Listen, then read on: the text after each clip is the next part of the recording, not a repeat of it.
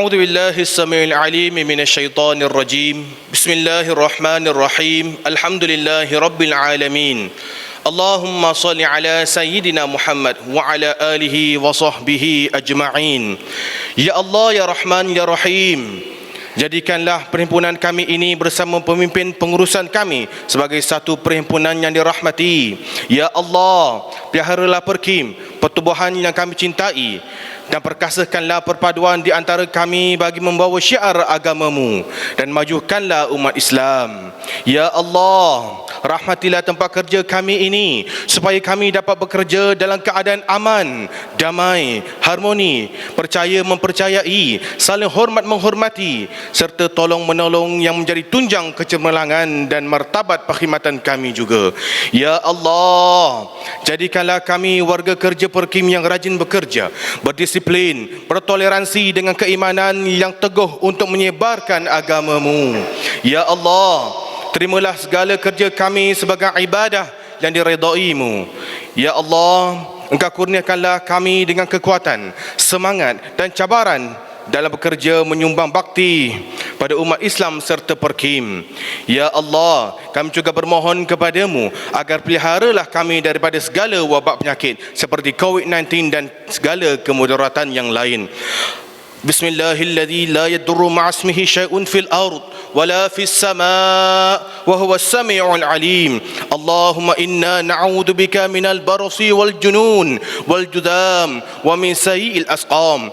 Allahumma inna nas'aluka salamatan fid din wa 'afiyatan fil jasad wa ziyadatan fil 'ilm wa barakatan fil rizq wa taubatan qabla al maut wa rahmatan 'inda al maut wa maghfiratan ba'da al maut. Allahumma hawil 'alaina fi سخرات الموت والنجاة من النار والعفو عند الحساب. اللهم عافنا في بدننا، اللهم عافنا في سمعنا، اللهم عافنا في بصرنا. ربنا آتنا في الدنيا حسنة وفي الآخرة حسنة وقنا عذاب النار. وصلى الله على سيدنا محمد وعلى آله وصحبه وسلم. سبحان ربك رب العزة عما يصفون والسلام على المرسلين والحمد لله رب العالمين. Alhamdulillah, terima kasih saya ucapkan kepada Encik Abdul Qawi Navin bin Abdullah yang telah sudi memimpin doa itu tadi. Alhamdulillah, tuan-tuan dan puan-puan sekalian, kita menerima kes yang semakin berkurangan akibat pandemik COVID-19, dan kita mengharapkan, kita panjatkan doa kepada Allah Subhanahu Wa Taala agar kes-kes COVID yang berlaku ataupun kes-kes baru semakin menurun dan kita dapat menjalani kehidupan yang normal seperti biasa. Dan al-maklumlah tuan-tuan dan puan-puan, kita di dalam musim ini kita menjaga SOP dengan kita ada mempunyai jarak penjarakan sosial sebanyak 1 meter, dan kita menggunakan topeng muka diwajibkan pada masa kini. Dan seterusnya, bagi meneruskan majlis perhimpunan bulanan kita pada hari ini, kita teruskan dengan ucapan amanat tahun baru yang akan disampaikan oleh Bahagia Tan Sri Dr. Muhammad Yusof Nur, Setiausaha Agung Kehormat Perkim Kebangsaan. Assalamualaikum warahmatullahi taala wabarakatuh. Syukur kepada Allah Subhanahu Wa Taala kerana kita dapat berjumpa lagi dalam majlis yang seperti ini. Mudah-mudahan kita dipermudahkan bagi tujuan memperkukuhkan perhubungan sekurang-kurangnya antara satu sama lain di kalangan warga anggota pentadbiran dan pengurusan di Perkim ini. Hari ini kita sudah di penghujung bulan Rajab. Ia bermakna kira-kira sebulan lagi akan tibalah satu masa yang sangat baik bagi kita untuk mengambil kesempatan memohon kemaafan daripada Allah Subhanahu Wa Taala, maghfirah, pengampunan dan rahmat yang sengaja diluangkan oleh Allah setahun sekali dalam bulan Ramadan. Saya percaya bulan Ramadan kali ini berbeza dengan bulan-bulan Ramadan yang lepas daripada segi keadaan yang mengelilingi bulan itu. bagi diri saya sendiri, inilah insya-Allah menjadi bulan Ramadan yang pertama berlaku dalam suasana ancaman wabak yang kira-kira 10, 20, 30, 80 tahun yang lalu, Ramadan yang lepas, bagi diri saya yang sudah berusia macam saya, tidak pernah ada Ramadan yang berlaku dalam suasana seperti ini. Persoalannya ialah, adakah orang-orang Islam merasakan bahawa Ramadan kali ini lebih berarti kerana Allah telah mengajar manusia, mengajar dunia memikirkan tentang apakah rahsia di sebalik peristiwa wabak COVID-19. Saya tidak pasti berapa persen daripada penduduk dunia, terutamanya orang-orang Islam, yang berfikir tentang apakah satu pelajaran yang boleh kita ambil. Walaupun kita mendengar daripada media dan sebagainya bahawa ini mempunyai satu hikmat, mengatakan bahawa ini satu hikmat, satu peluang, tapi sejauh mana kita meresapkan ruh itu dalam diri kita? Adakah hanya ucapan di luar tapi tidak dihayati oleh hati sanubari kita? Ia perlu diterjemahkan. Maka sebab itu saya berfikir dalam konteks Perkim ini, walaupun kita sedar tentang keanggotaan ataupun kekuatan kita dari segi jumlah warga Perkim, sama ada yang menjadi ahli atau yang meminati Perkim, tentulah tidak sampai 32 juta orang. Tapi angka 30 itu ada juga. Cuma 32 atau 36 ribu saja. Sedikit. Tapi kalau sekiranya kita sebagai anggota Perkim ini bermula daripada pusat ini dapat digerakkan bagi menjadikan peristiwa ini sebagai peristiwa yang sangat besar maknanya kepada kita. Kalau kita tidak berkumpul seperti ini, tentu kita tidak dapat menanam rasa kebesaran peristiwa demi peristiwa yang berlaku. Kalau kita bersendirian di ruang pejabat, di bilik, tanpa kita berkomunikasi dan mendengar orang lain mengatakan sesuatu, kita mungkin tidak boleh merasakan kebesaran dan kehebatan. Walaupun ia merupakan peristiwa yang buruk, tapi ia ada kehebatan kerana ia dapat menanam kecintaan Muslim kepada agamanya. Walau bagaimana tinggi pun teknologi yang kita capai, yang dicapai oleh manusia, tapi bila diuji dengan suatu perkara yang tak boleh dipegang dan dipandang, mereka kecewa. Walaupun kita tahu dalam masa ini banyak pendaratan di beberapa bintang Marikh atau apa yang lain lagi, tapi masih kita tidak berupaya untuk melawan sesuatu yang tak boleh dilihat. Kerana COVID ini tak boleh dipandang, tak boleh dipegang. Walaupun kita boleh memandang alat-alat peralatan moden berterbangan di angkasa, tapi kalau diuji dengan suatu perkara yang seperti ini tak boleh kita lawan. Itu bermakna bahawa kita mesti iktiraf bahawa kita adalah lemah di hadapan Allah Subhanahu wa taala. Maka sebab itu di Perkim ini saya berharap walaupun kita jumlahnya kecil, tapi sekurang-kurangnya kita boleh mengisi satu vacuum keperluan masyarakat Islam, menjadi golongan yang boleh menjadi benteng kepada pembinaan imej Islam ini. Kita benar di sini kita hanya lebih kurang 40 orang sahaja, tapi semangat 40 orang ini kalau kita isi sebaik-baiknya, penuhi semangat itu dengan semangat perjuangan, maka ia mungkin bermakna kekuatannya hampir 40 juta orang. Tapi bagaimana caranya? Caranya ialah kita menanamkan semangat keislaman itu, dan kita bersyukur kerana dapat berada di Perkim ini walaupun sementara, tapi ertinya sangat besar kerana kita dipandu oleh sebuah kitab suci, Al-Quranul Karim. Tuan-tuan, saudara-saudara, Tan Sri Datuk Abdullah dan kawan-kawan lain, sedia maklum bahawa dunia hari ini mereka kebanyakannya tidak begitu sedar tentang kekuatan Al-Quran. Kalau kita perhatikan dalam dunia ini terdapat orang-orang yang pandai membaca dan menulis, menerbitkan buku.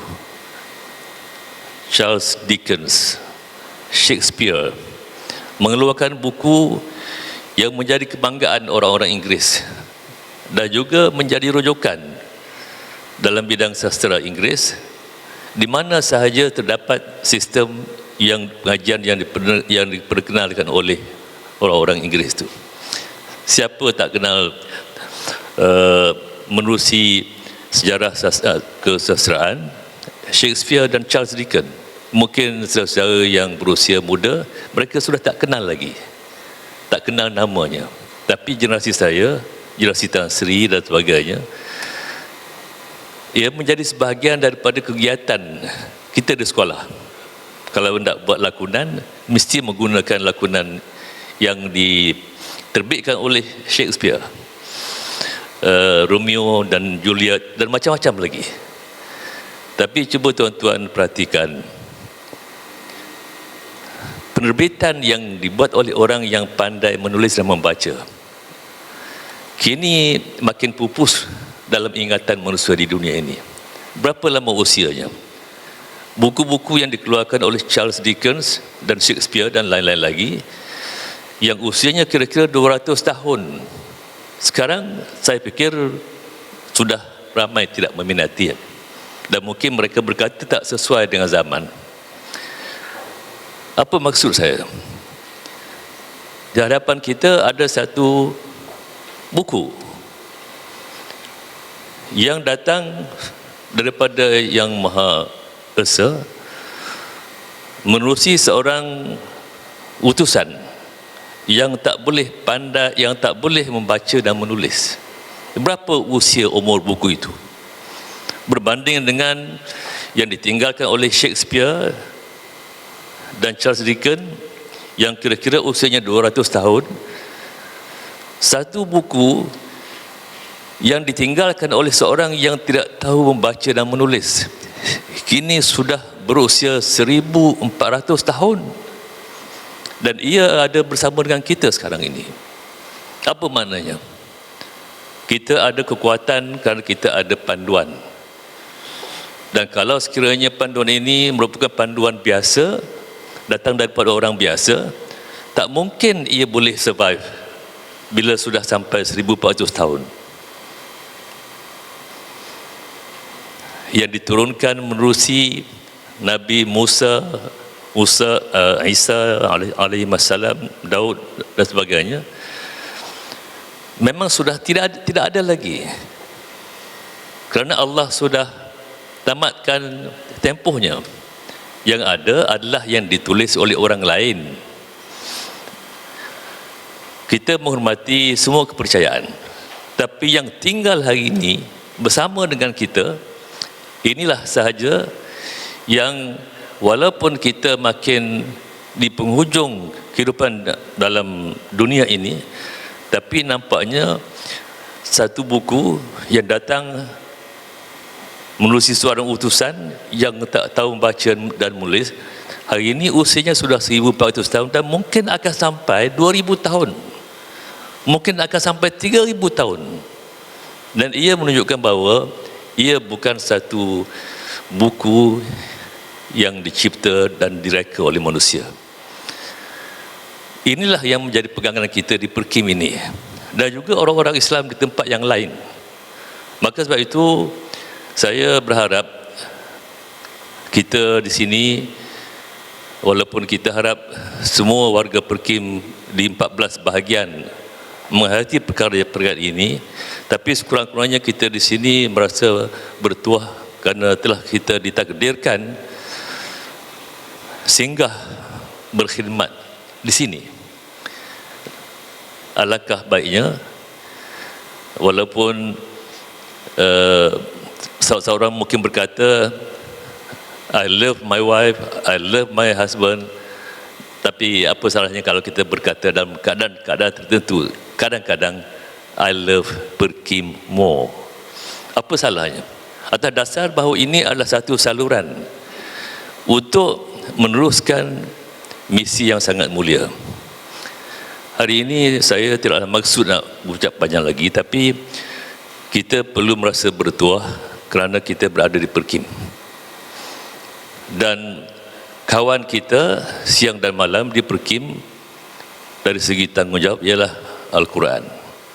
Bulan ini bulan Rajab, sebenarnya sudah mencecah bulan kita berdamping dengan lebih lagi kepada Quran. Sudah tentu bulan Ramadan, bulan yang pendampingan kita dengan Quran lebih intim lagi. Tapi ini permulaannya. Saya percaya kalau kita menyedari faedah yang kita dapati bekerja di Perkim ini, bukan hanya dari segi apa yang kita dapat, tapi apa yang kita diberi balasan oleh Allah Subhanahu Wa Taala.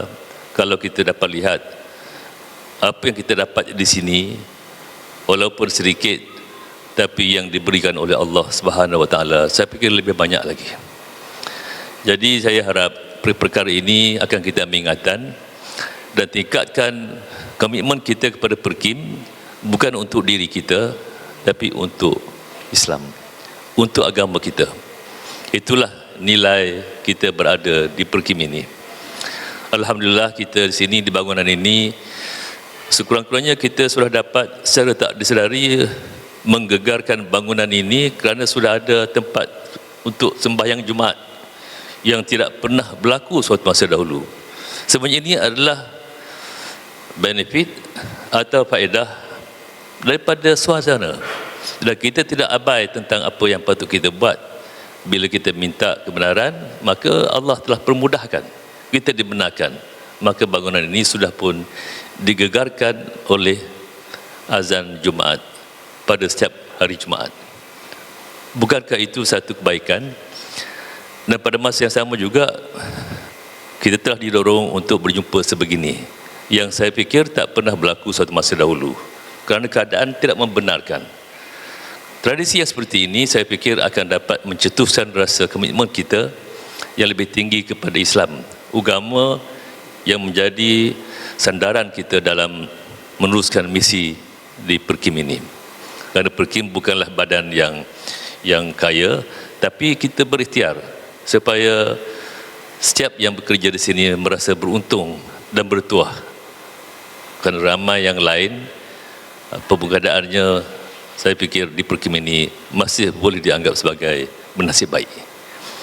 Jadi saya ucapkan selamat menyambut bulan Syaban, dan mudah-mudahan kita akan disampaikan ke bulan Ramadan, dan kita doakan yang sakit akan pulih. Semalam pun saya tahu, saya pergi tengok orang sakit, kita sedar bahawa yang tidak ada itu kerana sudah diambil kembali oleh pencipta.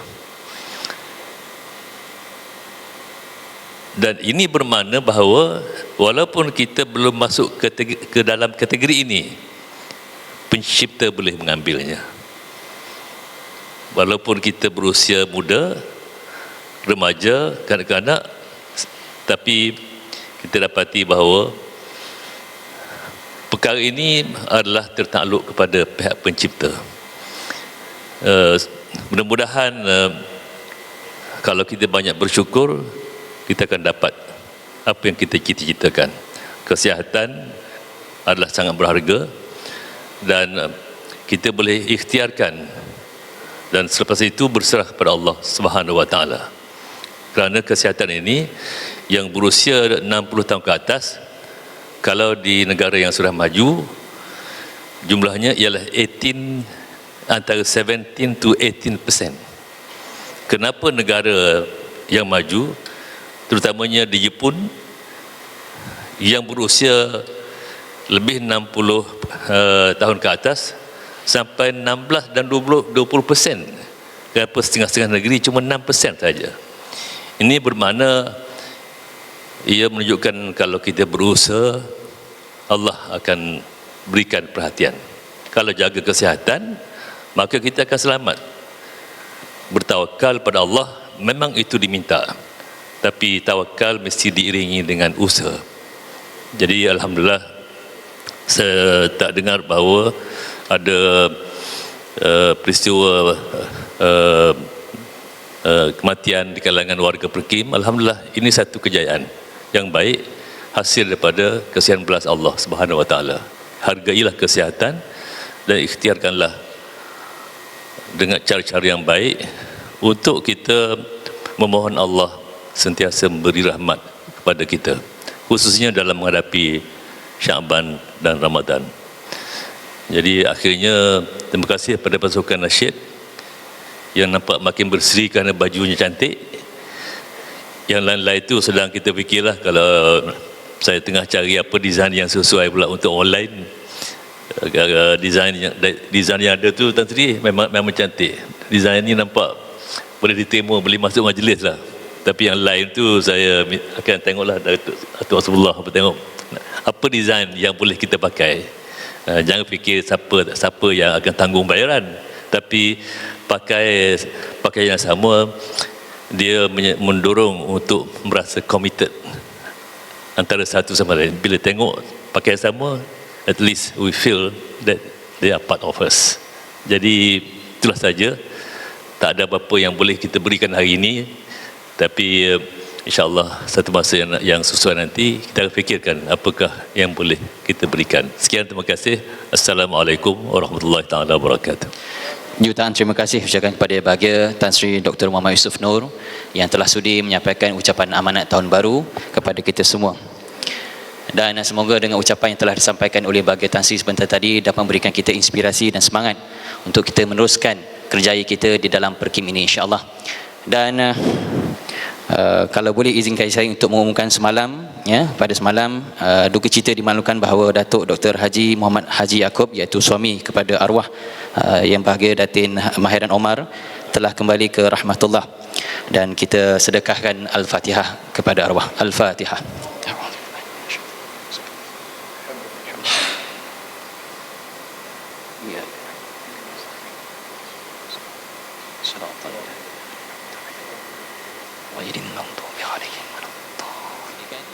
Akhir kata, sehingga kita berjumpa lagi di lain masa.